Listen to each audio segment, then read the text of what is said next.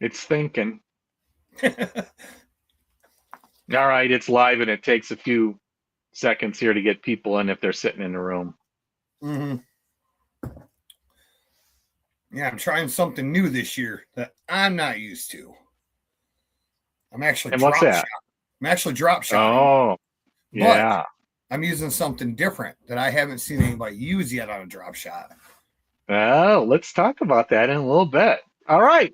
Monday Night Live. Welcome, everybody.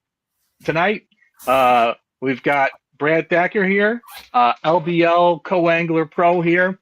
We're going to hit a little preview of the LBL opener, which is this Saturday. And man, is the weather looking up for you guys. I just checked like 68 degrees and sunny Yep.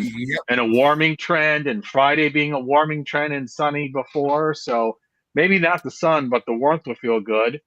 Unlike the Lake of Ozarks takeoff on Saturday, which we took off at 29 degrees, and going 68 miles an hour and 29 degrees is a little chilly. We had a high of like 41 degrees. Not much sun. When the sun came out, you just went, ah. But that was a little bit of a chill fest there here. And then discuss a little bit of, you guys' questions, but the tournaments that happened this weekend. There was a Bassmaster Open on Rayburn that was pretty wacky. There was a BPT on Lake Hartwell that was interesting. By the way, that one turned out too. But hey, welcome to the show again, Brad. Here, our local Kentucky Lake resident bass angler crew here. How you doing? Tired. Been a long week, long day. Yeah, yeah. You want to talk about it? Oh, sure. Yeah, between the weather, the rain, the snow. It was snowing today here. I did not like that one bit. And then ended it's up better than the East Coast when they're getting like 2 feet. Well, see, that's what I'm used to. I grew up on the East Coast. Yeah. Yeah, ended up in the hospital this morning. Got out of there about 12:30.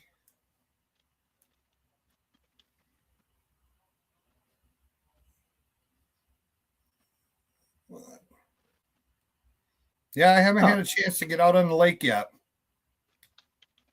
No, not at all. No, it's been too cold. Yeah. And that north wind ripping down that lake is not fun for waves either. Yeah, the last 2 days we've had like 15, 20 mile an hour wind here. So it's coming directly out of the north, and you're better off just staying off the lake then. Yeah. Especially, and the lake's coming up. It's up probably close to a foot. What's it at compared to local pool? Winter pool is, I think, 354, and I think it's right around 355 right now. Oh, wow. Look. Yeah, Lake of Ozarks was like 5.5 feet down. We were looking at all the shoreline rocks and hidden laydowns and hidden rock piles and, little hidden things here. If you were a smart guy, man, you'd go out and map it. That's what a lot of guys do down here during the wintertime. They'll go out there and map the stuff. Yeah. Let's see. Yes, as of noon today, Kentucky Lake was at 355.55. So it's up a little over a foot from winter. Wow, that's good. That's good. That's good. And what's the difference to summer pool from winter pool on Kentucky Lake? I forgot. Summer pool is 359. There's a 5 foot difference there. Yeah. Yeah.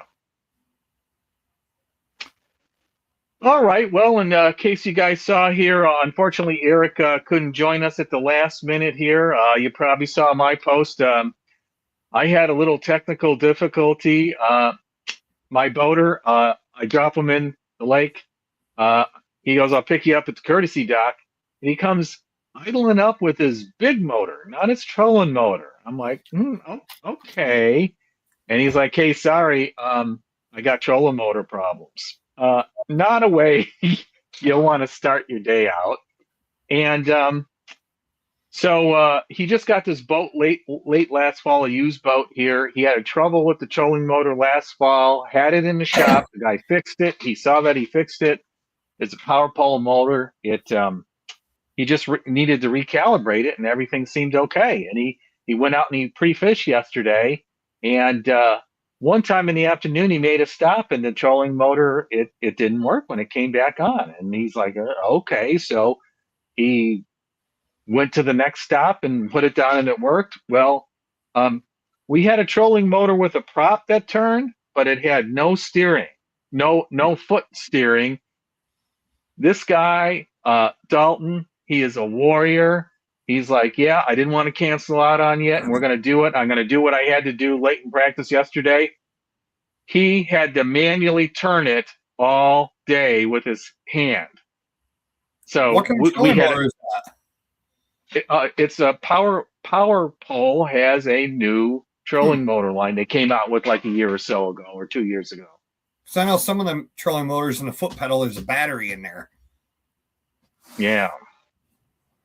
Yeah, I asked if he had a switch and if it had any LEDs or this and that, and yeah, he was running some diagnostics and stuff. But I don't want to go into that one. But anyways, I had a tough day here. I caught an 8-pound rock on an A rig, and that was my big catch. And seeing the video, we had just one technical problem after another. I didn't check his landing net, and I had an issue with the landing net last year.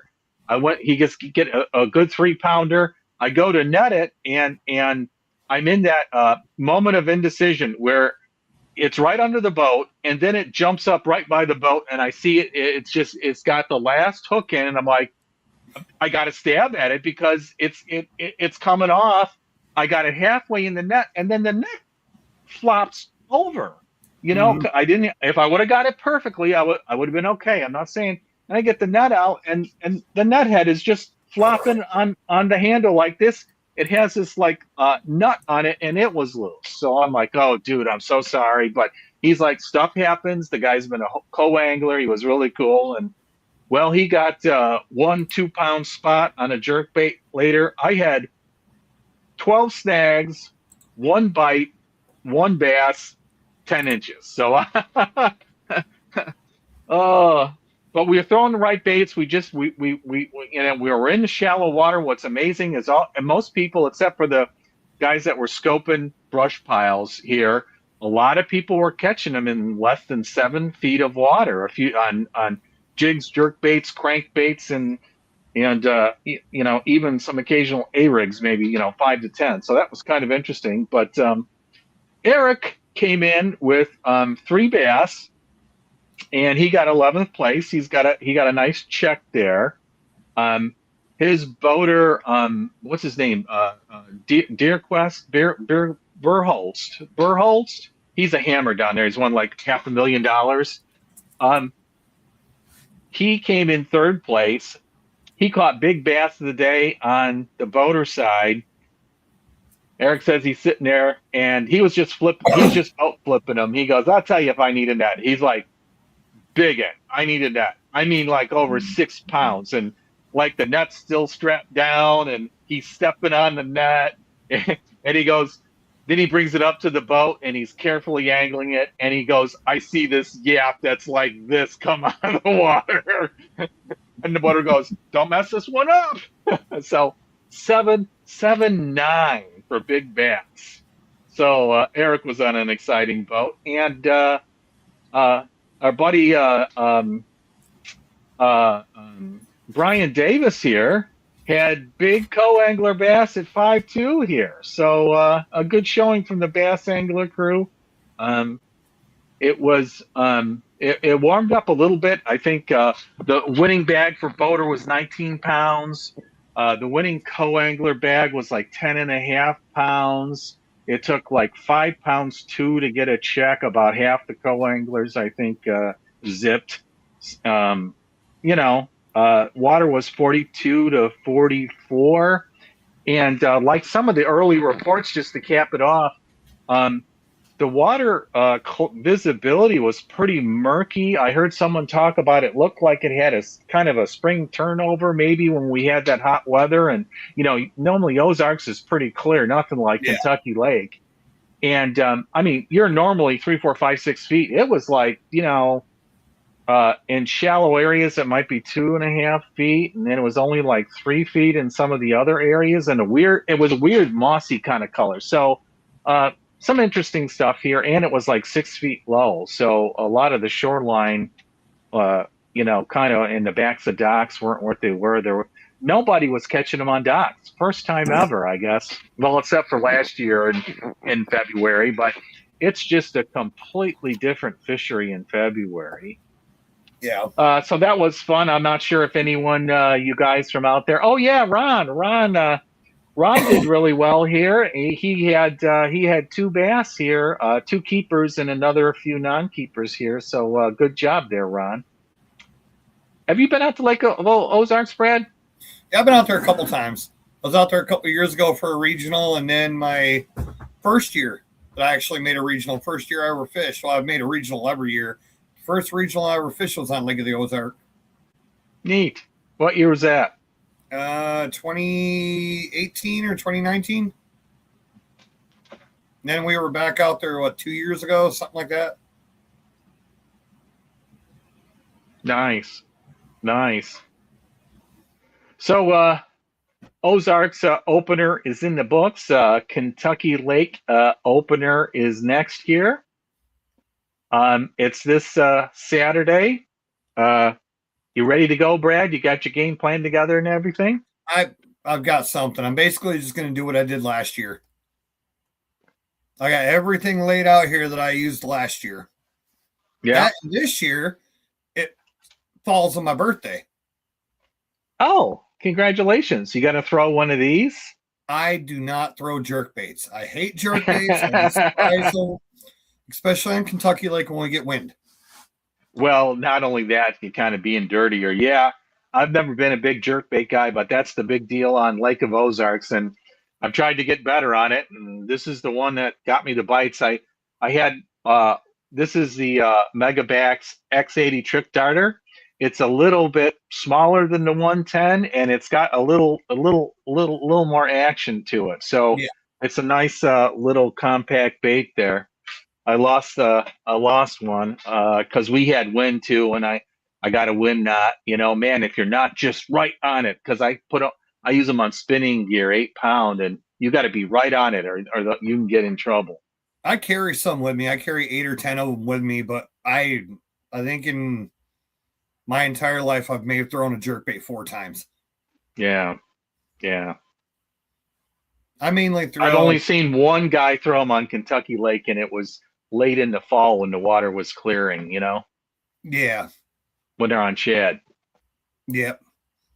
And this time of year, I throw shallow crankbaits like the Fritz Side 5s, the Fritz Side 5 Yep. Megas. This year, I actually switched rattle traps.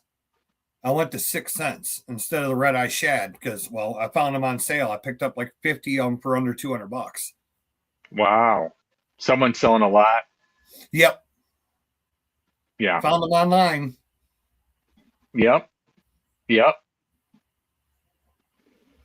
So what's your kind of outlook for Kentucky Lake? You got any early reports? What's the water temperature? What's the clarity?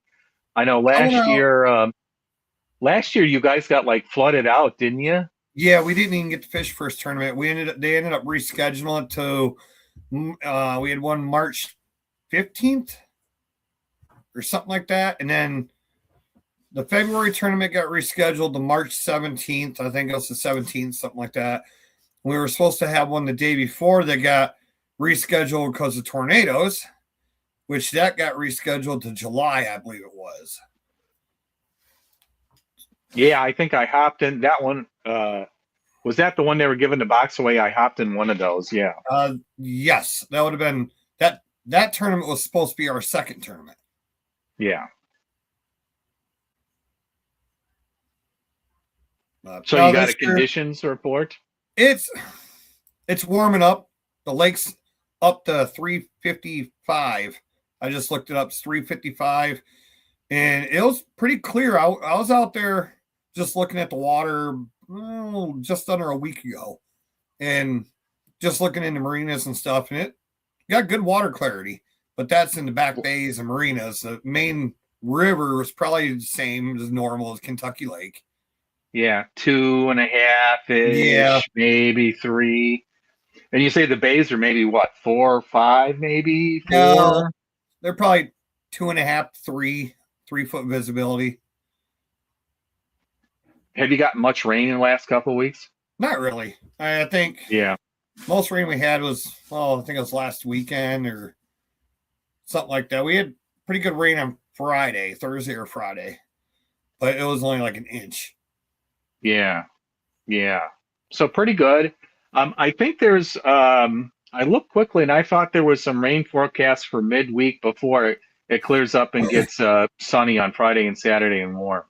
Yeah, I think they're talking a little bit of rain on Thursday. I think Yeah. it is. You got an idea what the water temp is now? I believe 46, Yeah. 45, 46, like 3 or 4 days ago. Yeah, But that water's coming from the south. You guys are always a little warmer than Ozarks. Yeah. yeah, but now it's so cold out right now. And I got up this morning and it Yep. was like 19 degrees out. And right now it's Yeah. 24. Yeah. Uh-huh. Yeah, it's chilly here in St. Louis today too.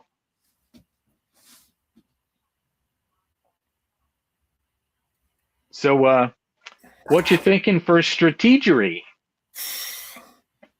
I think depending on what my boater's going to do, I'm going to stick to rattle traps, crankbaits, underspins, jigs, and a drop shot.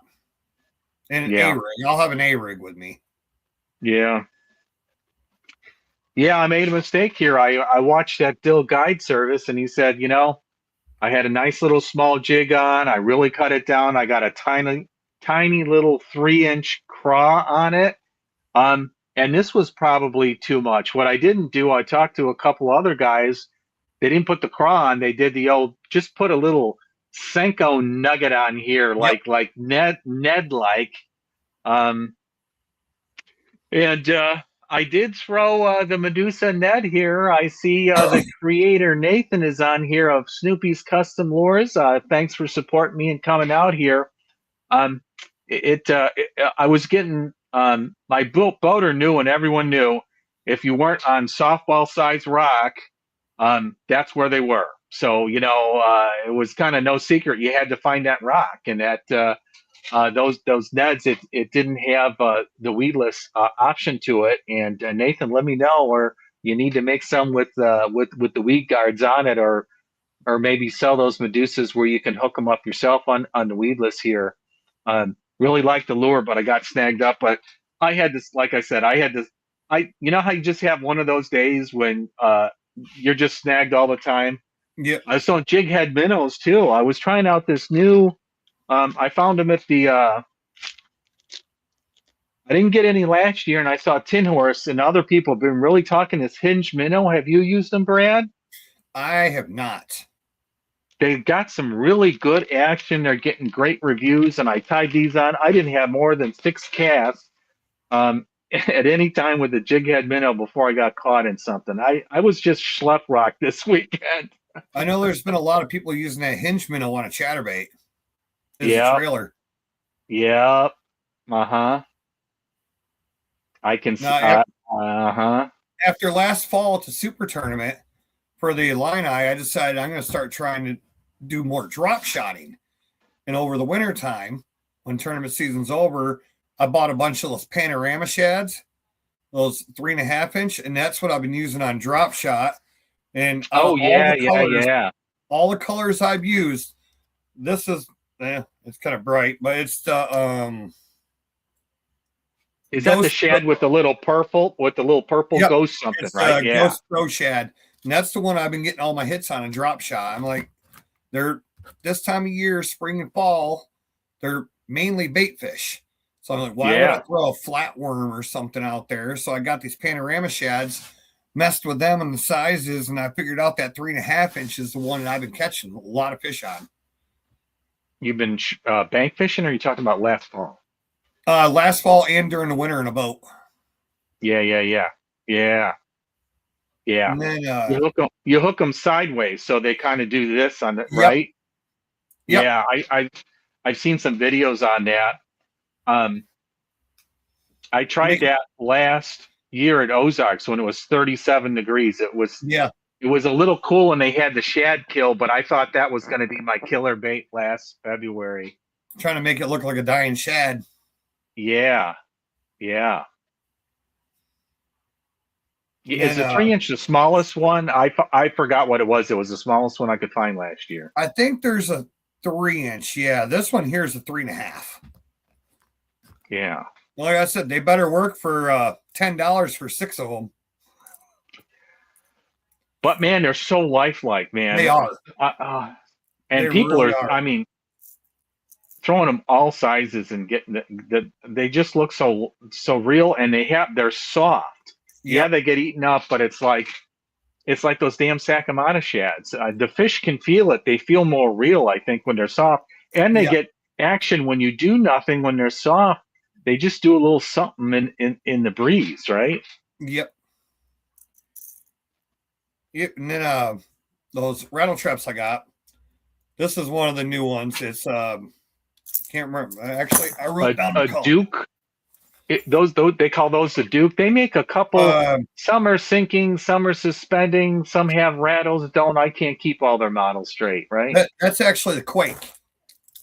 The 6-inch Quake. Yeah. And I think that's just a shad. And then I got about 8 or 9 of these craw with blue back on them for early spring. I'm going to try them 2 colors this spring. And then for the Fritz sides, I have the this one here is the chartreuse, yeah, Kentucky blue. Yeah, with the blue back. Blue. It's got the blue back. We can't see color really well. Yeah. Yep. This one here is like a translucent craw. That's the Fritz side 7. 2 years ago, February, I fished the opener, and I had the small rock crawler in that translucent color. I got bites on it big time. Yep. I'm kind of excited for our second tournament of the year, though. March 28th. That's premium spawn time. Yep. Thank you, James.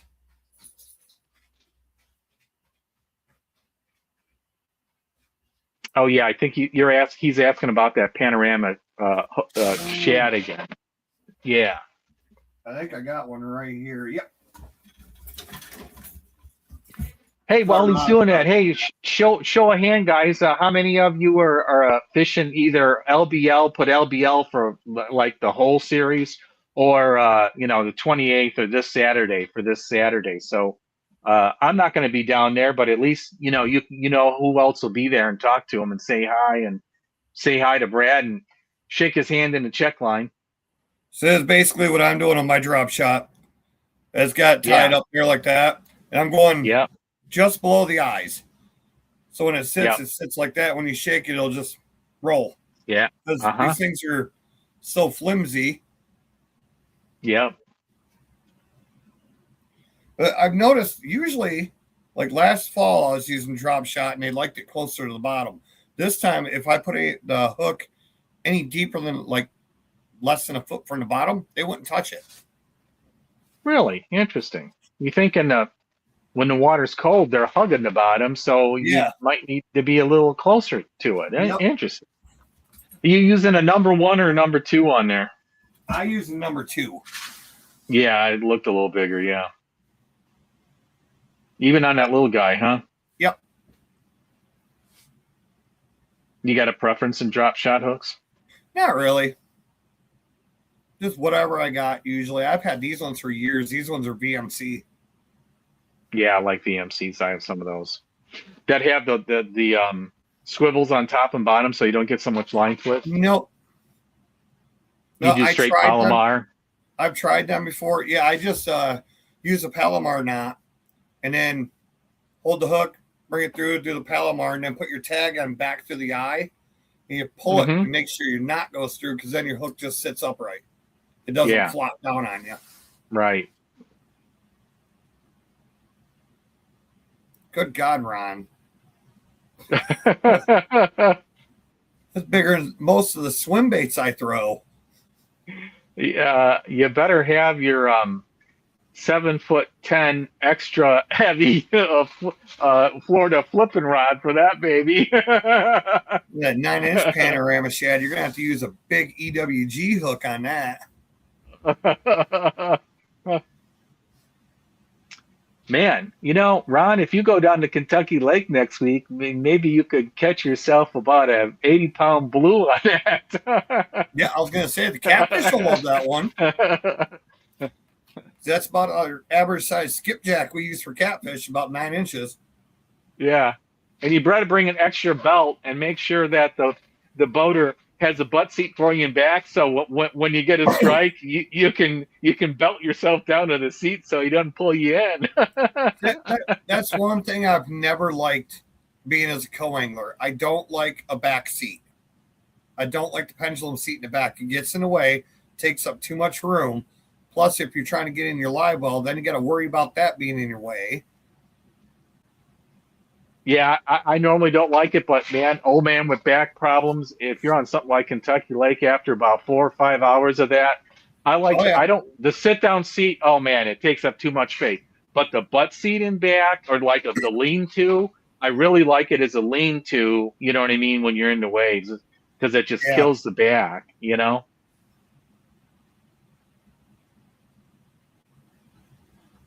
yeah. And 6 foot That was 2 rollers, years yeah, ago. Our first one, we had them yeah, 6-foot rollers. Still no back seat for me. I don't like them. yeah. Well, nobody was on the main lake. The scopers couldn't even be on the main lake. We were on the main lake. Oh my God, who the hell were you with? I can't remember his name, but I caught my big smallmouth on the main lake on a shaky head. He threw it. He was throwing an A rig. We're fishing the shoreline. He was throwing an Uh-huh. A rig. He thought he hooked a big one. So I already had my shaky head out there, so I just laid my rod down. And Uh-huh. the boat's going up now 6 foot. So my shaky head, not knowing it, is dragging with the boat without me even doing nothing. He brings Yep. a rig up. I net the fish. He has 2 fish on. He has 2 keeper bass on. And as soon as we drop the net in the boat, you know how A rigs are. They get all knotted up in the net. I picked up Yep. my rod. My rod started taking off. I caught like a 3.5, almost 4 pound smallmouth when I was netting his fish. So Wow, did you remember to have the bail open or you almost lose your rod? no, nope, it just kept dragging along with us. And Oh. I needed the net. I've only got I think it was an 8 or 10 pound leader on my spinning rod. And Mm-hmm. his fish are all mauled up in there. And he goes, "Oh, they're not falling out." He netted my fish with his fish still in the net. Scissors. Oh my goodness. It was a mess, but Yeah. But you got them all in? got them all in. Nice. Nice.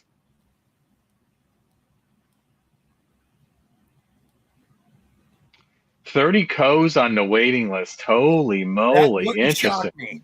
You got to remember, we lost some boaters this year. They went Yeah, to I the know a Pro lot of Series. I was wondering who was going to show up because a lot of those guys are on the pro circuit, the MLF pro circuit, or they're doing Bassmaster Opens. I saw Yep. Clint Knight was down there and got food poisoning. They're catching 36-pound bags at 3 days, 96 pounds to Yep. take south. Oh my goodness. Yeah, because you got to Hey, and remember, I'm not sure if Mateo Toronto, Clint Knight, Levi Cole, Harbor yep, Lovin, yep, I think there's one more. But those are 5 of the main ones for LBL, and they're fishing the pro circuit this year. yeah, And yeah, I think they have a tournament this week, or they're practicing this week. I can't remember where they are, but I'm pretty sure they have a tournament this week. yeah, yeah.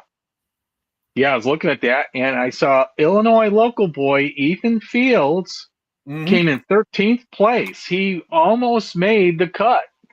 He had Yep. 25 and a half pounds or something the first day I saw the post, but I didn't see the second day post. Kind of got busy here, but yeah, I hope these guys make a splash for us. It's going to leave some openings for some new boaters.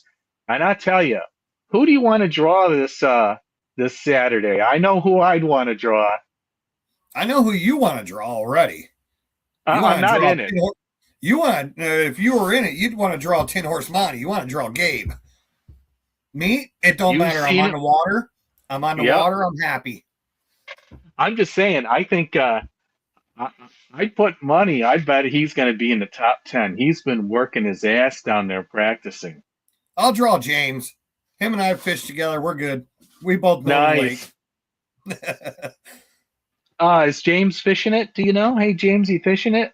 Oh, probably. It's James. Yeah. He do it on crutches.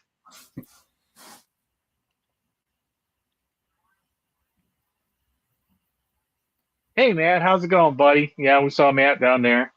Actually, didn't see him, but knew he was down there. Yeah. Um, yeah, yeah, you're not. Yeah, Wow. okay.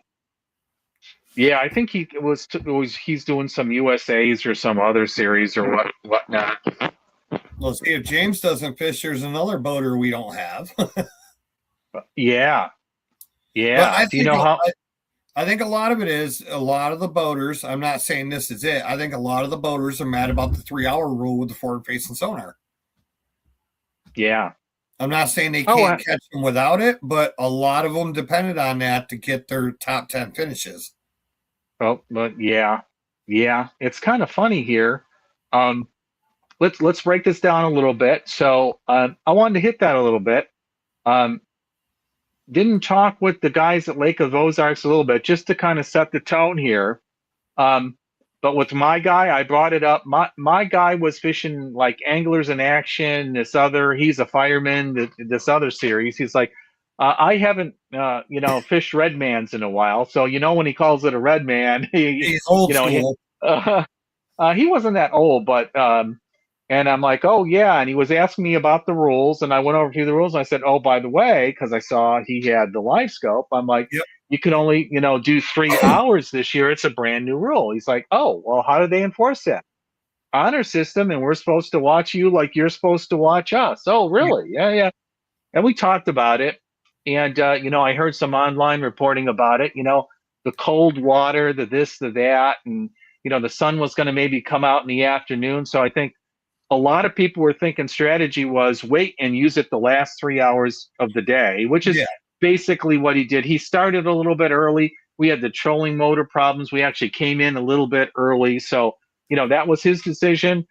He was up there. He's like, okay, it's, 11, whatever. I'm turning it on. And I'm like, okay. And, he was cool about it. And we even talked about it. He goes, what's to prevent a boater from saying, I am totally on them. We're going to go there. I'll get you on your fish, but we might have to fish a little longer. I'm No. like going, well, because at least 99% of the people, are honest, have morals, and would not do that. It's just always the 1%. And he said Yep. that too. He had been a co, and he's like, oh man, 95, 99% of the guys are great. And I've, rarely had a problem and not a big deal. Hey, anyone from LOZ here?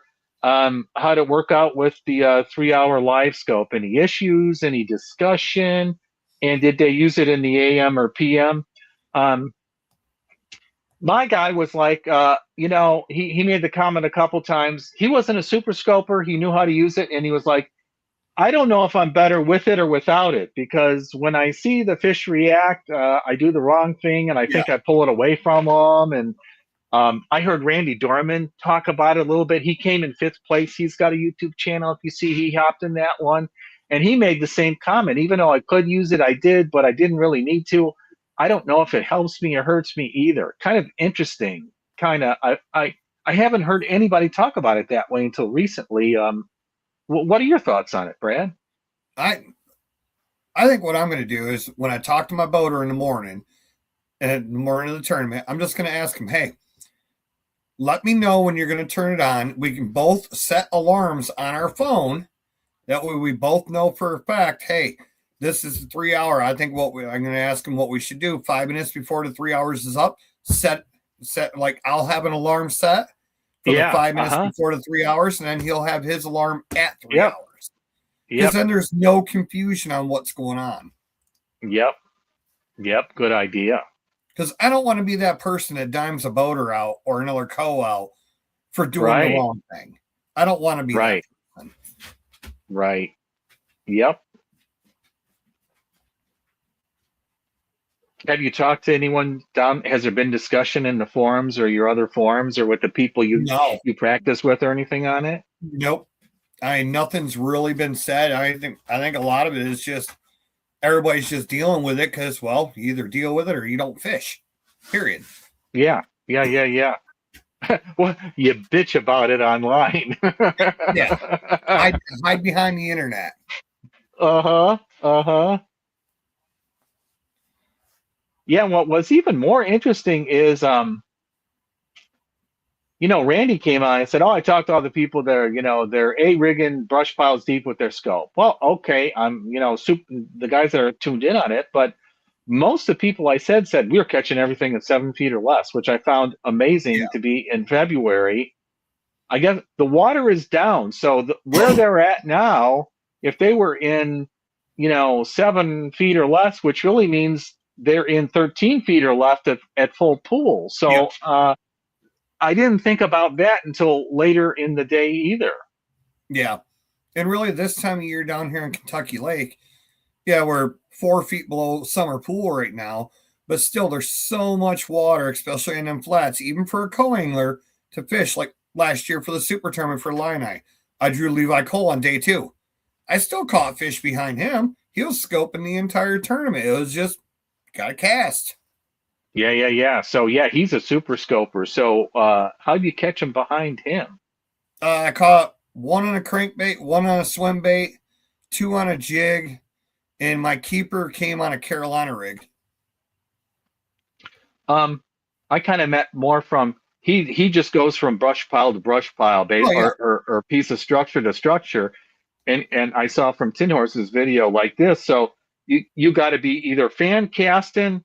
Did he have side scan, or could you see his scope on your no, console screen and fish it after him? Or no. Well, basically, what I asked him is, hey, if you're gonna be fishing basically straight ahead, do you mind if I throw over here? And if he says no, I have some targets over there. Cool, whatever. But if he yeah, says go ahead, I was just casting everywhere as long as he said it was okay. but basically you Because were fan cast. You were oh fan yeah, casting, or you were looking at sonar and looking at structure or something. I try not to look at sonar as a co. I try not to because it gets me Really? all spun out knowing, hey, that's right there. I'm casting to it, not catching nothing. And you look at the side scan, you can obviously see fish around it, and I can't catch them. That would drive me nuts. So when you buy a boat, you're not putting sonar on it? I probably will never. If I get a brand new boat, I probably will never use live scope. I said sonar. Oh, sonar, you got to have that. Oh, okay. Graphing and everything else, but for like 2D side scan down imaging, I'll use that for like finding the brush piles and stuff like that. As a boater, that's fine. As a co, Yeah, it drives me nuts knowing that I can't spend 10, 15 minutes casting at this random brush pile. yeah. You might get 1 or 2 good casts after that. You're probably done. Well, yeah, yeah, yeah. Or you got to look at after he hits a brush pile. You try and get some sloppy seconds on the Yep. way out or something, or you pay close attention on the way in, or you look at if he's passing up a little log or a little. Yeah, yeah, yeah. Well, see, that's another thing I've learned fishing behind Levi and a bunch of other guys that are really good at scoping. Just because he didn't catch nothing in that brush pile and he's just moving up to another brush pile, ask him if it's okay to cast in that brush pile because he may want to come back to that in 5, 10 minutes. And with you Oh, casting I in it, haven't. it might upset them. That's interesting. I've done that. Never asked. I've had a guy come back to a brush pile, but an hour and a half later, not Yeah. 5 minutes. I've always asked if they say no, okay, cool, whatever. If they say yeah, oh yeah, my line's already in the water and going. And as soon as they say Yeah, yes, yeah, because you're probably going to have 1 or 2 good chances at it, and then you're probably never going to see that brush pile again. totally, totally agree. Yep, yep. And like I said, Yeah, it my doesn't guy was take cool much this to ask. time. He was even. he was even telling me, he's like, some brush piles didn't hit. He's like, oh yeah, there's a brush pile right in the front of the corner of that dock. I'm like, thank you, and or you know what I mean. And he'd say, oh yeah, there's another one, over that way of me, and he was pointing me to stuff. So he was, a lot of Yeah. guys will do that. That's awesome when they do that. Give me a minute. I'll be right back. My dog's freaking out. Yeah, no problem. Yeah, we were going to discuss that now for a break here. I I tuned in early in the morning, and then I had to do a bunch of stuff, and then I turned it on. I guess Tak had a great run, starting at the beginning of the third period, and I saw him and battling it out here. I saw the last half of the third period, and one, to be an old man, two, to not even turn live scope on when you could, catching him the old-fashioned way. It was fantastic. I was going to ask people about that if anyone got to see that. Did you see that? I haven't really been paying attention to anything. Yeah, yeah, it was cool. I like to kind of tune in and see kind of what's going on, and the whole thing with Bassmaster doing 1-1 without. I mean, this Hartwell win, it was cold, the bite was off. Live scope wasn't helping that much, even though they could scope. You're seeing what younger guys, I got to say, Trey McKinney doesn't matter. The kid's a hammer. We knew it, but now the world's seeing it. And some guys that are maybe a little more challenged. And, even like Banks Shaw here, he seemed to do really well without it the other tournament. But this tournament, man, the rest of the day on Sunday, it was kind of downhill. Now that can happen to anybody. Yeah. Well, with Takahiro, he's not getting any younger. No. Yeah, I was surprised. Did he just get back on the BPT? Because I'm like, I hadn't seen him in a couple years. I believe he was on the Elite Series for a long time. Yeah, I think it's been like 3 or 4 years since he's been on the BPT. Yeah. I don't remember seeing him. I meant to check on it, but didn't hear. Maybe someone else did. Yeah, those names are hard to spell. We'll give you a hall pass. Oh, Eric's in here. Congratulations, Eric. Yeah. Hey, Eric, feel free to hop on. I think I gave you the link. Say hey. Yeah, so it's I was watching that Hartwell a little bit to begin with, because I thought they said they were on a cooling trend. The water was cooler. It's kind of they got a lot of spots there. They don't, they have a lot of spots in Ozarks. I thought it'd be similar. It kind of fished different. It's kind of weird.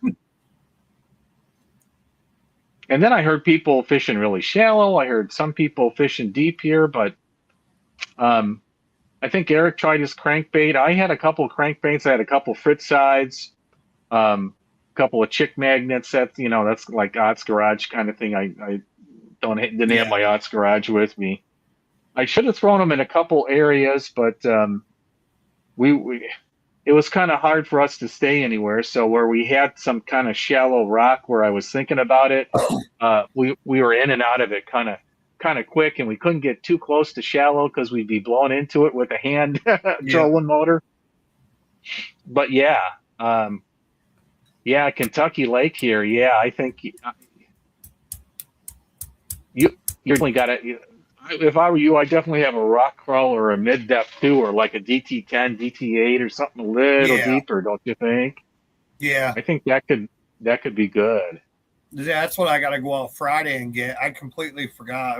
I'm planning on doing a lot of shopping on Friday for random stuff, because I got to be out anyways. I got to get my truck registered and all this other stuff. So I forgot to get some more Carolina rig weights. Yeah. I always like to have at least 3 or 4 backups. You know what I just saw? Bass Pro just announced they're putting in a big old Bass Pro in Paducah. It's going to be it's going to be online in less than 2 years, I think. Give me you've come through Paducah before. Yeah, Academy. You got to go. You know, the first when you come across the bridge in the Ohio River coming into Kentucky, exit Yep. 3 is that first exit. If you go Yep. past that, you look to your right, you see Sam's Club is over there. It's gonna be right over there by Sam's Club. Oh, okay. I didn't know where. I didn't look. Yeah. Okay. Yep, right over in the backside of the mall. I'm kind of wondering Yeah. what that's gonna do to Academy, if that's gonna Oh, put Academy out. it's gonna crush them. Because same as Dick's I, Sporting Goods in the mall, what's that gonna do to them? the Dicks up when I left Chicago, they took all their fishing stuff out. They couldn't compete with Bass Pro. Yep, And the one in Chesterfield here in St. Louis, same thing, like 3, 4 years ago. They just couldn't. They can't compete. They don't have the volume, right? yep, And then I think Tackle Warehouse was the other kind of forcing function on the other fishing gear stores that don't specialize. yeah. Now you figure Bass Pro and Cabela's is one company now.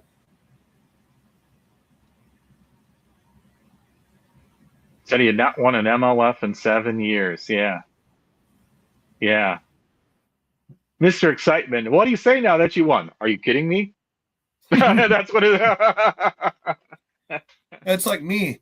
This is gonna be my 9th year. I have yet to win an event. I've But you're gotten, always I've in the gotten heat, second man. place, gotten 4th, gotten 5th, gotten 10th. Like Yep. last year in the Illini, the only tournament, my worst finish minus that blank that all of us got on the first tournament. My worst Yeah. finish last year in Illini was 16th. Wow. I had 3 top Yeah. 10s at 16th and then that blank like everybody else had. Yeah.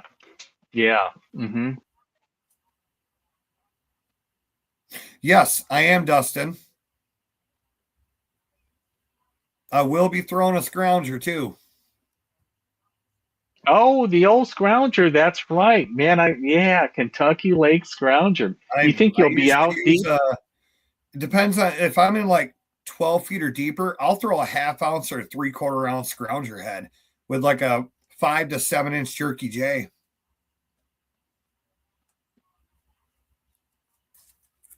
I didn't get a chance to throw that last year because everything else fishing was shallow or we were out on the flats. Yeah. Yeah. Yeah. Yeah. Yeah. That's tough being a co-angler. Even though your boater says they're going to do something, you don't know what's going to happen. The fish change every hour, every day, Yep. overnight. Conditions change. Current changes. Yeah. I'll have my normal tied on. I'll have a chatterbait. I'll have a rattle trap. I'll have a crankbait, at least a jig. I'm not even going to worry about a Texas rig because that's not even this time of year yet. Yeah.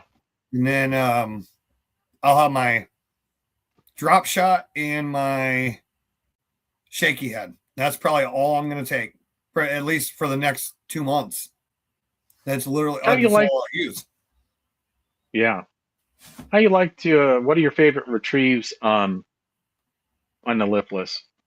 I usually just bomb it out there as far as I can, let it hit bottom, and just really slowly reel it in. Well, I have to with the reel I use. I have the rod and reel I use for my rattle traps. That's all I throw it on. It's an 8-to-1 gear ratio. So I throw it out there and just reel it in real slow. You don't do any yo-yoing or? No, I mean if we were fishing grass, I would, but down here, I never really do. Do you always fish it right near the bottom, or do you ever kind of, if you see fish suspended, try and kind of keep it up and above their heads, Yeah, or? I usually just throw it out there and let it hit bottom, and then just reel it in. I'm guessing. I haven't really looked, but I'm guessing it's maybe a foot and a half above the bottom of the lake. Yeah, yeah. And it's Ever worked for throw me any for big? it's worked for me for 5 years now. So Yeah. Oh yeah, yeah, yeah. Um, Ever throw the bigger ones? A lot of guys are like, well, if they're eating in the spring here, man, you need that like 5/8, 3/4 like a ounce three big boys. quarter, Yeah. Mm-hmm. I In have. in the Rayburn Red. Yep, that's the baby. Yep, that's one of Uh-huh. my favorite ones to throw in the springtime, especially if the Yep. water's muddy. Yep. Yep. That's the same color after I moved to Kentucky, and it was February or March of 2021. The first tournament I fished down here as a Kentucky resident. That's the rattle trap I was throwing at 3/4 ounce. And I had 5 fish before my boater even caught one. I bet he was scrounging around in his tackle box for one of those pretty quick. I gave him one. He didn't have that color. He had the 3/4 ounce, but he didn't have that darker red. He was throwing more. He was basically throwing something like that, more of the orange, the mustard and the yeah. And I had 5 fish. I was happy as a co. 5 fish as a co within the first hour and a half. I brought in, I was just under 14 pounds, like 13.10. I'm like, I'm going to win this. Nope, ninth place. You're kidding. No. Wow, what year was that? 2021. But between 10th and 1st, there was only like 1 3/4 pounds or 2 pound difference. Yeah. Oh, yeah, 5 fish back then too. Okay, yeah. Now, I have a feeling that we're going to have, I think it's going to be a little tougher than our normal February, early March tournaments, but I have a feeling there's going to be some big fish caught this weekend. I really do, especially with the warm up. The warming trend. The water coming up. Yep. You're making me jealous, man. And it's only like a 3.5 hour drive for you. Oh, there's 20 co's on the list. You should jump into the Old Hickory one in June. I think it's June 20th. I kind of have some openings in June, but I've got some interesting plans this year. I actually I've talked with a couple of guys. I don't think I've said it super publicly, but my wife and I we went and saw the certified financial planners. We ran the numbers last fall. I double checked the numbers. We talked about it. I informed work that the end of February next year, I'm retiring, so I'm just about 1 year out. And I said, you know, what I want to do is we're looking at places in Eastern Tennessee. Like my wife really likes Telco Village because they got 100 clubs and all the activities. And I'm like, okay. And it's 2 hours from Gunnersville. It's an hour from Watts Bar. It's an hour and a half. I mean, it's like within 2 hours, I got 5, 6 great freaking lakes, right? Well, it's like if you were to move to Nashville, you would have Old Hickory. You'd be within an hour drive of Pickwick. Probably a 2.5 hour drive from Gunnersville. Then what? Chickamauga is like a 2.5 hour drive. Yeah, Kentucky Tennessee's Lake incredible. An hour and 20 minutes. I know. So we did last year. We went to Telco once, Nashville once, and we went to Telco the fall before. We went to Nashville and we looked at some places, but Nashville is not Nashville anymore. It's like suburbia, and it's been the fastest growing town for like 15 years. It's got suburban straw. There's traffic is so bad. The houses are on top of each other. I'm like, oh my God. Percy Priest is right there. Doesn't get a great rating. Old Hickory, some people love it. Some people are like, it's okay. Some of the houses I seen on Old Hickory last year, good Lord. That's just stupid, dumb money to have a house like that. Yeah. I can't afford on the lake, so but you know, to finish my Shaggy Dog story, but since our kids are up this way, we're still going to keep the Central Illinois Lake House and be here like during the summer. So I'm gonna try to work the divisions in the schedule so I can still be doing this and doing that too.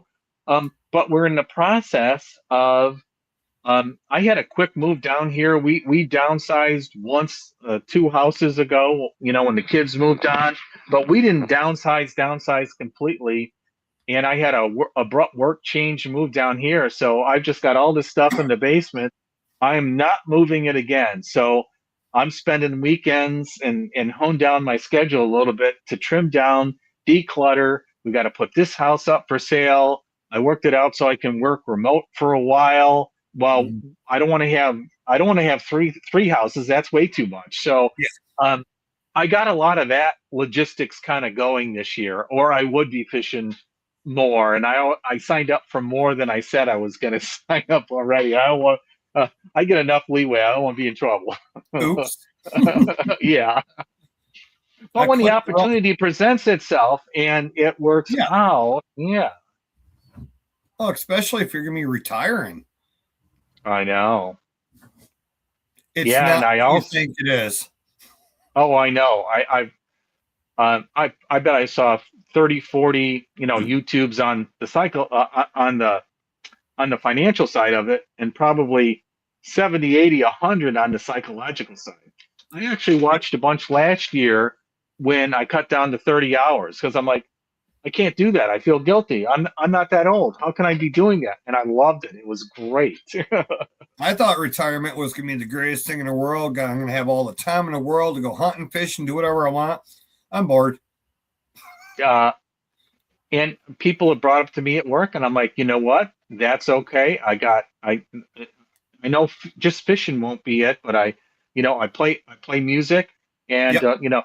some people go get a part-time job, some people tutor, some people volunteer, Mhm. some people do part-time work. My work even brought it up. Oh, hey, yeah, what if we like wanted your help or something? I'm like, consultant fee. So I know or maybe I'll open my own tackle store or something, or buy a Yeah. tackle store. Yeah. Uh, you know, combine business and your passion. So Well, that's the thing. You move around one of them lakes, a lot of the lakes, like down here in Kentucky Lake, we don't have a lot of tackle stores. And we got yeah, around the lake. I know on this side of the lake, we have Kentucky Fast Lake Daddies. Outdoors. We have Fast Eddie's. We have, well, High Tech doesn't do tackle anymore. And then there's Benson's here in Murray. And then you have Walmart. And that's about it on the west side of the lake. Um, when I was down there, I'm like, God, I got to go all the way down to Fast Eddie's or Academy. I'm like, I was literally talked to my wife about it when I first went down there. Mhm. Was it 3 years ago or whatever? And went, man, this place is right for a real good tackle store. I go to Um, Kentucky Lake Outdoors. I love yeah, that place, especially their new location. Love it. where is that? I had not seen or heard of that store. You you fished out of Moore's, correct? Yeah, Out of Moore's Marina. If you're yeah, coming down 68, like you're going in, like you're going to get ready to turn into Moore's, you remember where High Tech is? yeah. The new location's at High Tech. They have their own big brand new building there. They just opened up this past spring or last Huh. spring. Yeah, yeah. And Tim, yeah, that is absolutely part of the plan too. I had planned to do that in the Illini division the last 2 years. I was really going to do it this year, but once we started saying, "Oh, we're going to be packing up and moving and doing all that stuff," I'm like, "Okay, I won't have the time to pre-fish, and I don't want that extra stress on me, so I'm going to delay it one more year." But baby, I'm there. I'm there next year for sure somewhere. You And I guys, am going to do you guys only had you guys only had 86 boats for Lake of the Ozark. yeah, incredibly low. I forgot. Wow. I wanted to bring that up too. We were really surprised. A lot of the guys, exactly like Kentucky Lake, are in that pro circuit. Some, MPFL in the Bassmaster Opens. A lot of Hmm. guys were out. Some of the big hammers names weren't there because of that too. Yeah. And maybe the weather had something to do with it a little too. I don't know. Yeah. Those guys are kind of used to it. I mean, I think the whole schedule this year, because Red Crest blew away March, blew away Table Rock for March, they had to do 131 at Table Rock. It got rescheduled. This one was early in the year too. And the reschedule at Table Rock was on the river on Lake of Ozarks, but it's right below. Is it at the Truman Dam? It's like 60 miles up a river, and they're like, guys are going to be like up at Quad Cities. They're going to be ripping their lower units out because Yeah. not many people fish there, and it's gonna. I think that turns some people off, maybe too. I don't know. See, that's what I was wondering about our schedule this year for LBL. We're not going out of Moores at all. This I weekend we're saw if going like, out of the Dam, and then yeah, end of March we go out of Paris. Which in 5 years of living down here, we've only gone out of Paris for our super tournament, and right. then I saw the that. last 3 are out of the Dam again. Yeah, yeah. Morse was getting really busy. Maybe they're charging more too, huh? Oh, all of our ramps are free. You don't have to pay to launch down here. Well, even when they have a tournament, they're not Yeah, getting a little, really? not that I'm Huh. aware of, Hmm. because like the Dam, that there's a state park. That's a state ramp, and then Yeah. Moores, we've never had to pay for a launching fee there. And Paris Landing's a state park also. We've never had to pay for ramp fees Right. there either. Right. Right.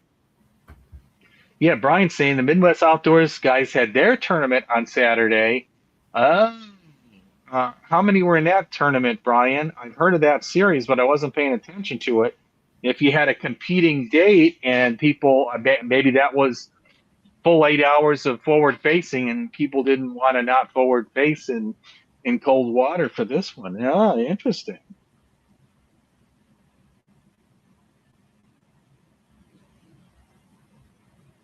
They have every color of baby Oh brush yeah, hog. They're that's talking about, Kentucky Lake Outdoors. yeah, Their their wall for their plastics. As soon as you walk in the door, everything to the right on the wall for probably over halfway the building's just solid plastics. yeah, yeah.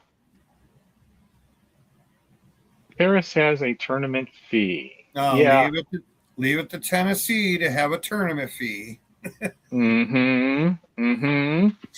And the Tennessee license. Don't forget your Tennessee license, boys. And don't forget, after this Saturday, if you have a Kentucky license, you have to get a new one after Saturday. That's the expiration date is the Yep. 28th. That's what I love about my birthday. Everything for hunting and fishing expires on my birthday. So I remember to get it. So it's good on the 28th. Yep, you're good on the 28th, but March 1st, you have to have that new license. Yeah, I got my Missouri one. It just auto renews, and it's I got nice. to get all 3 of them again this year. I got to get my Tennessee, my Kentucky, and Illinois. Yep. Yep.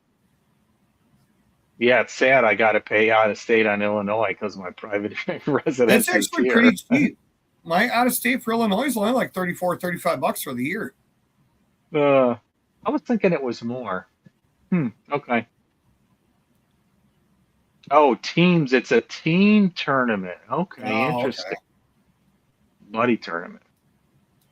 Yeah. So that's something they need more of is actually team tournaments. Yeah. Yeah, USA Bassin does that. I Yep. might hop in a few of those. I know a couple of guys down there. James does a bunch of those. Jerry Hall couldn't join us tonight. He likes to do some of those too, and kind of make their classic. And if you're over 55, I think you can get in fish their senior classic too, and that's kind of a extra perk for us old guys. Then the guys in Illinois, remember you have the ITT also you can fish. Yeah, we had that kickoff. I don't know if you saw it. They've revived that, and they had the winter series. They had a lot of participation there. I think they're going to get a bunch more people. They're trying to get Mhm. some more sponsorship, and that's working forward. And they had the Cedar Lake series he was just advertising for, which is coming up, by the way, everybody too here. So, um, does Renfro fish that one? You going to fish that one with him at all? I Chris lives up there in Mattoon, up there with Yeah, around where Pat Odell lives. If he yeah, fishes, I yeah, know yeah. he's probably gonna fish. Um, The he Lake Mattoon yeah, Club. that or he might jump in the USA Bassin and fish Shelbyville. Yeah, Which yeah. after the weather they just had up there, hopefully Shelbyville's still there. Oh, what did they have? I They had missed it. a bunch of tornadoes the other day up in that area. Really? Yep, I know. right, I know right they around had. They've had Effingham. they've had the threat of it all, lately, but they haven't had any touchdown. Did they have some to actually touch They, down?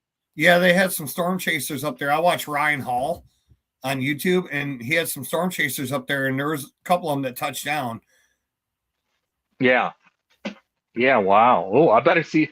I better check my lake house camera, see if it's still standing. Yeah, because I was looking at the map. I'm like, Lake Sarah's not too far from there. I didn't Oh realize it yeah. was right in that area. I've never fished it. Yeah, I made one trip down there solo last year. It's a pretty cool little lake, man. Some nice houses. Me too, Dustin. I'm glad we're going back to the river too. Hopefully, they have a dock this year. Yeah, that came up. I couldn't believe. I mean, my brother-in-law, I showed him the. Oh no, we didn't get by it. I was explaining on the Quad Cities dock how we put 100 boats off a 10 by 10 dock with Yep. with a one banger drop in. But I know there Lawson Hibden, 7.25 pounder. Nice. a couple of years ago when we went out of the Ohio River.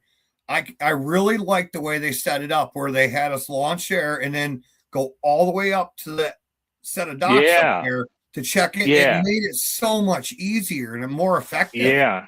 Got the boats out of there. You could Yep. go south quicker, a bigger area,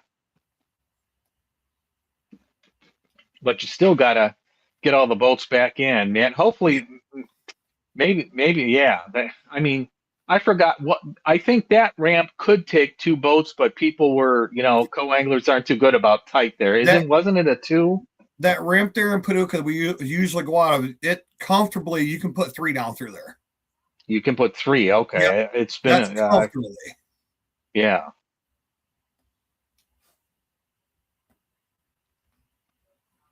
Oh wow, three or four did touch down. Okay, now, Yep. well, maybe I'm not moving that quick. I know I think I would have got a call. the ones I seen weren't very big. Yeah. No, we had one the year before. I take 70 out to 51, and I go 51 straight north to Pena, where my lake Yeah, house is. And about halfway up, man, you just see where trees were ripped down. I mean, it just was like 100 yards of just destruction. You know what I mean? In one spot. I noticed that last year going up 57, heading up to Wren Lake and up to Shelbyville. There's a spot there just south of Benton, Illinois, Oh that you yeah, can see where a yeah. tornado ripped through there. It was like a swampland. Yeah, you could see Yep. where it just ripped all those trees. Yeah, man, powerful stuff. Like that tornado that hit St. Louis last year. People still haven't rebuilt from that. Yep.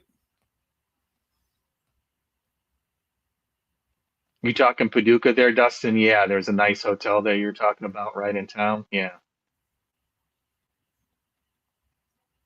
I was gonna Yeah, say, I'm Indian Illini will be around the corner here, April 11th. yep. I really wish we were starting in Shelbyville because I think early April on Wren Lake's gonna be tough. Gonna be really tough. We're going to need a bunch of rain. I was seeing pictures here not that long ago that show it's at record low levels now. Yeah, and you can't. I don't think we can get any worse than last year. Yeah. There's a possibility. It is Wren Lake, but I don't think so. Yeah. Yeah, well, we got what, 6 weeks, say? Yeah, roughly. Yeah. Yeah, I'm still planning to I got my road trip out to Grand Lake here 2 Saturdays. I've never been there. It's where the regional is going to be again for Lake of Ozark, well, Ozarks division here. Hopefully I make it after a zip, but we'll see. It'll be fun. Um, I watched all the classic Bassmaster Elite Series tournaments on the lake here and kind of scouted out a little bit. It'd be fun. It's cool to go to a new lake, isn't it? It is. Yeah, Dustin, I think the hotel you're thinking of is the Holiday Inn Express right on the river. Yeah, that south of Marion for that tornado damage. Wow, it went south. Yeah, okay. Yikes. That we were floating in front of. Yeah. Yeah, I'm pretty sure that's the Holiday Inn. Oh, there's Johnny Boy. Hey, Johnny Boy. Brent didn't come up that much after the snow melted. Oh man, yeah, they need some water. I mean, what they were, you guys were like 9 feet low, so maybe you're still 8 feet low or something crazy like that. And then last year we were 6 feet high. Uh-huh. Uh-huh.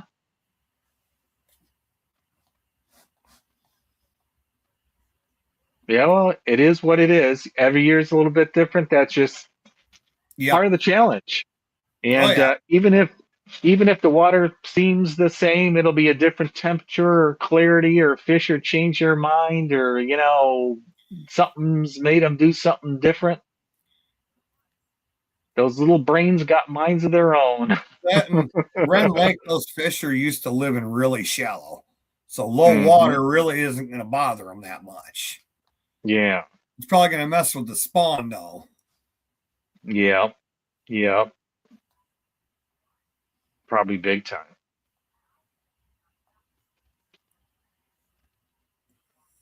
There's no water go. Well, yeah, Yeah. goodness. A little dry down there. Which shocks me because I think they've had more rain in that area of Ren Lake than we have down here in the past 4 5 months. Yeah, but I mean, the Tennessee River comes all the way from the Tennessee mountains and has that whole trek. Yeah. I mean, the watershed area is just huge. I mean, it's some crazy stat like 78% of North America drains into the Mississippi River. I mean, Yep. have you seen those pictures of what the river system Yeah. looks like? It's kind of astounding, but you go, man, that glacier just ripped that gorge right down the center, coming down, and that's where it is.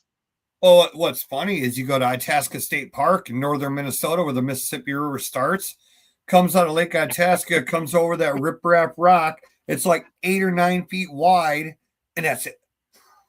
I've seen a picture of that. There's a sign, start of the Mississippi River, and you're like, what? Yeah, we were up there 6 or 7 years ago for the wife's family reunion, and she goes, "This is the beginning of the Mississippi River." I'm like, "Where? This is a creek." Uh-huh. That's a puddle over there. Yep. Yeah. That's where it starts. Pretty crazy stuff. All right. Well, let's see. I think questions are starting to die down here. Hey, if you guys got any final questions for Brad, lay them in here.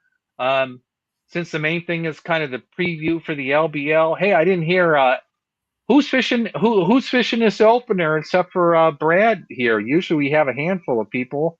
Who's going down there? Um, and James, if you're not fishing this one here, when's your first tournament on the lake? Let us know. Um, Final thoughts here. What are you going to put in your hand first, or is it going to? If anything, depending on what my boater wants to do, I'm going to throw a rattle trap first thing. Yep. Shad. Yeah. Yep, something that looks like a shad. So you're going to throw a more shad looking one as opposed to the It demon? depends on the watercolor. If the watercolor is a little bit clearer, I mean, not dingy, but a Yeah. little bit clearer Yeah. and probably close to 50 degrees, I'll probably throw the red, throw the crawl. Yeah. But if it's cooler, then I'm going to throw the shad color. Yeah. Makes sense. Oh, yeah. I thought you said you weren't going to be here the 28th, James, but yeah, I forgot. Our March tournament is the 28th also. Oh, gotcha. Smarty pants.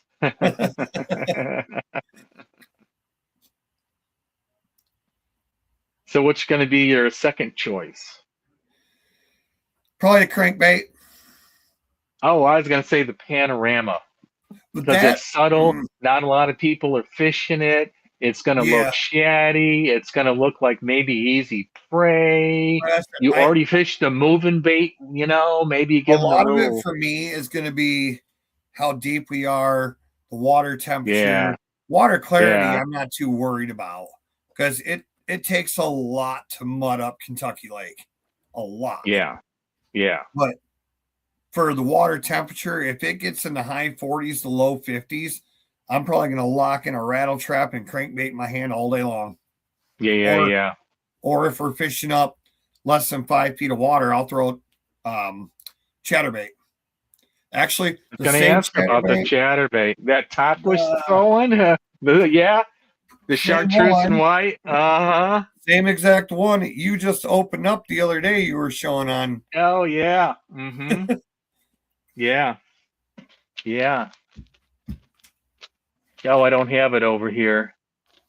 It's in the box. Yeah. Yeah, it's the mini blade. Yeah. Yeah, that one there is a half-ounce mini. I like it because you can reel it in so much slower, and it doesn't Yeah. rise as much in the water column. Yeah. Mm-hmm. But I Yeah. started using those Kevin Van Dam ones last year because even with the mini blade on them, you can reel it real slow. And if you just Mm-hmm. reel really fast, just one jerk, that thing will just dart back and forth through the Yeah. water like it's trying to escape. Yeah. Yeah. Yeah. Erratic, like something's chasing it. Yeah. No, sorry to hear about that, Tim. You going to be Yeah, back in action for the March one, or not until the Illinois one? sorry for your loss, Tim. I know how you feel. I lost my dad back in November. It's tough. It is. I know this retirement stuff makes me think a lot more about, well, how much longer am I going to be here, right? Well, And that's when you like, lose your parent, that's what hits you is, oh my God, yeah. Well, right? that's like Yep. me this morning, the episode I had. In Mm-hmm. 8 years me and Rebecca have been together, that's the first time I've seen her legitimately freaked out that bad. Yeah. Like, Well, I'm not the type that goes to the hospital, but the look on her face and the way she said, I'm taking you, you don't argue with that. Because if you well, do, she's going to put you in there anyways. don't argue with common sense either.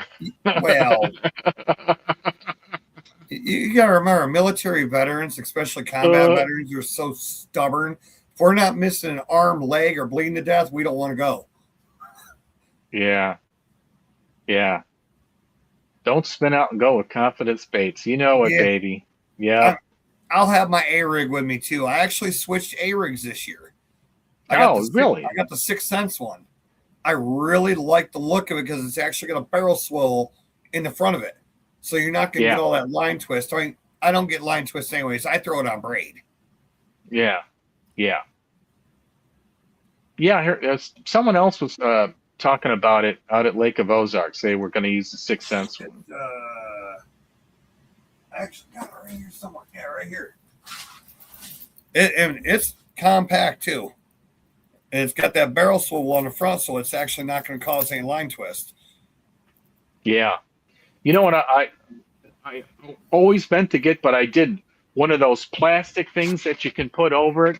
Because as a co-angler, man, every time, no matter how carefully I tried to put it down in the boat, we'd run and it was getting caught up and Well, shit. I'm going to get the sleeves. That's actually another thing I'm going to buy Friday. I'm going to get the sleeves to actually wrap around my rod and everything, just for crankbaits, for my rattle traps, for my A rigs. Everything is going to have one this year. Yeah, I have some of those, but where they have the Velcro, your hooks can get in, like jerk baits and crankbaits. Yeah. It's not too bad with the crankbait, man. But those little bitty jerk bait hooks, man, you got to be really careful when you got gloves on. And I got a really big one that I thought, I mean, it's like, a foot by like 6 inches to go over an A rig. There's so many hooks flying. There's always a hook getting caught somewhere still with those. What I did Every time I see someone, the plastic sleeve works better than anything I've seen. Another thing you can do is last year, the O-rings you can get for your wacky rigs? Yep. I put one of them over the top of it because then when I'm done with it, I just slide it down and it balls it up. Yeah. Yeah. I heard about that and forgot about that one. That's a good one. Because they're cheap. If it breaks, boo-hoo. We'll just slide another one right back on. Yeah. Okay, so that would push it all together every time you put it down here. Do you have to re-bend it out every time you take it out to get it back? Not really. Shape. As long as you don't squish it down with your hand, you just pull it down. I've never had Mm-hmm. to. Yeah. But me, I don't. My A rigs, I don't fan them all the way out. I keep Yeah. it more compact. Early spring, fall time, I'll fan it out. But springtime, I keep it compact. Yeah. Yeah. Yeah. I was pulling some guys and looking at how they had them, and yeah, some people had them completely fanned out, and some people had And a kind of a variety. this is actually what I'm going to be using on my A rig, the Divine Swim Baits. Mm-hmm. I got the Clearwater Rose, and then just your Ghost Ice Minnow. The Ghost Ice Minnow is going to be my middle one. But Yeah. what I'm going to do, instead of having two teasers on the top, I'm going to put two blades there. Just I blades, no teasers, no, missed strikes. yep. I'd rather have Yeah. them go for that. Yeah. And one of my boaters from last year, 2 years ago, he makes his own A rigs and stuff. He's making me some now that are 3-wire. Yeah. Because Yeah. then I don't have to have teasers. Because if I lose it, oh boo hoo, it's $12 versus Right. $18 to $20. And they even make them without spinners if you think you need Yep. to be extra finessey too. I mean, there's a ton of variation. Yeah.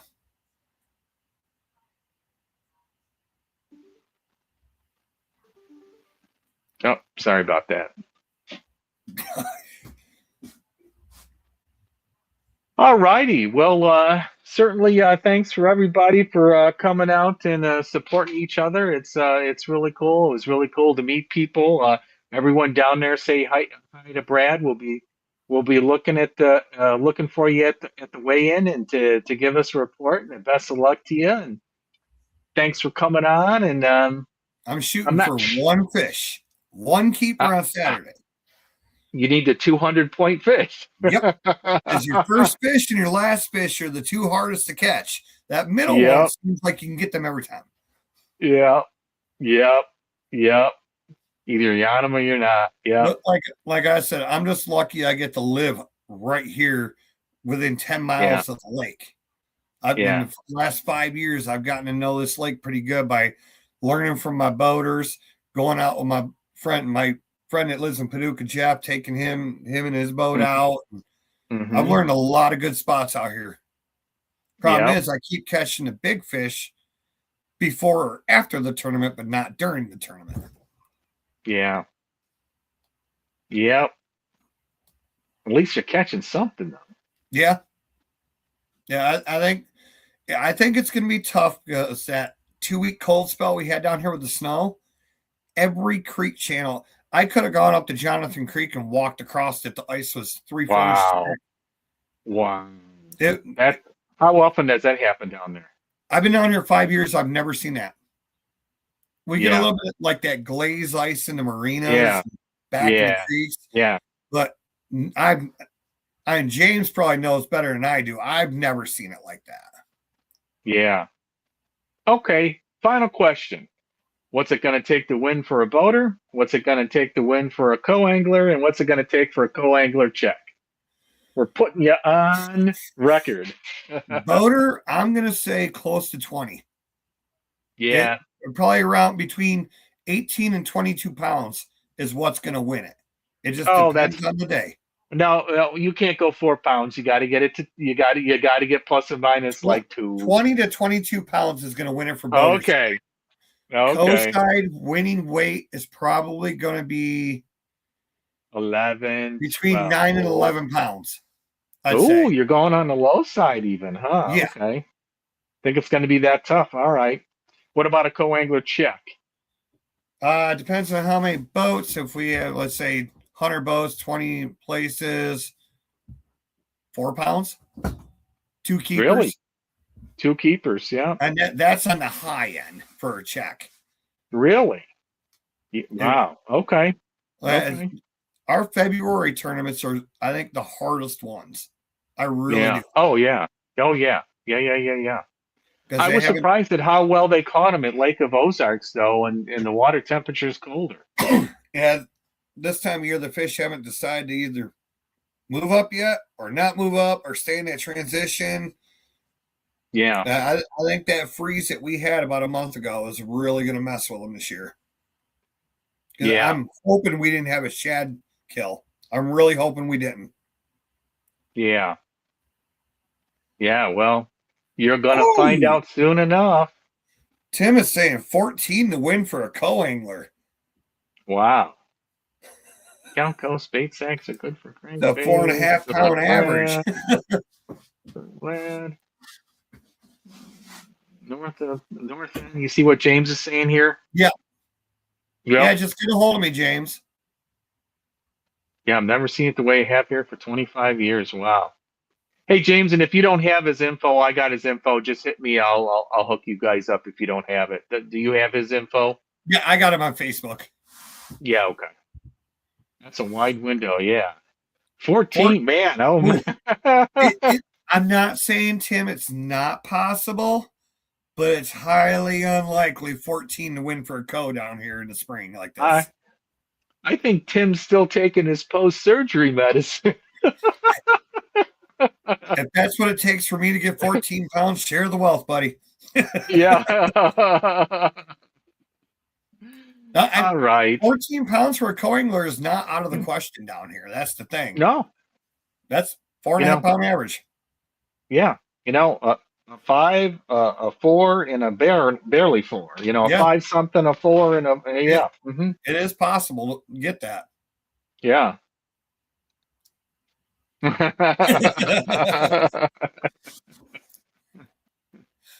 See, I think James and I are on the same boat for that. 11 for Cullen, 21 for the boater to win. Yeah. Yeah.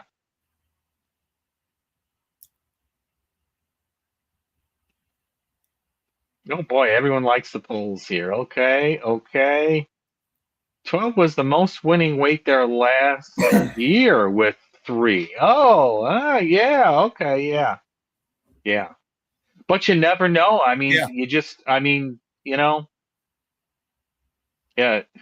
kind of luck of the draw. You can have averages, but somebody gets on them and just, that element of luck is always there. Just right place, right time, hit a few, Look at that 3 years ago, the year before we went to 3 fish limit.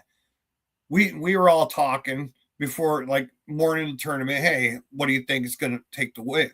We're thinking co-side for 5 fish was going to be 15 pounds, 16 pounds to win.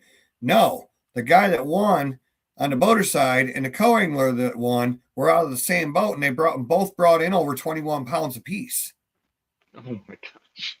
Yeah. So it's wow. possible. The big ones are out there. It's just luck of the draw where they're at and what boat you get. Yeah. I'll agree with that, James. Yeah, that'd be nice. 6'2" big bass. Coast side, I'm going to say right around 5 pounds. Yeah. Yeah, unless you're on Gunnersville. Uh-huh. Well, I mean, we have that Gunnersville water. Technically, it's the same water. They just need to send the grass up. We need the grass.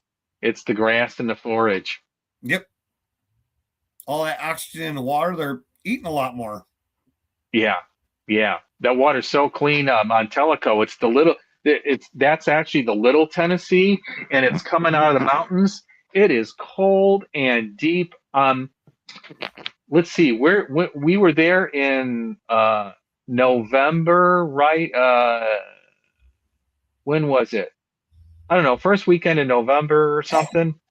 I left here. Shelbyville was 73 degrees. It was 53 degrees, but you could see 12, 14 feet down. It's like Table Rock. Or it's clearer than Table Rock. Big Lake time. Norfolk. Have you ever been there in Arkansas, in Mountain Home, Arkansas? No. You want to talk clear? That was the regional I drew Trey McKinney on day 2. And he had the boat sitting in 122 feet of water. But we were 50 feet from the bank.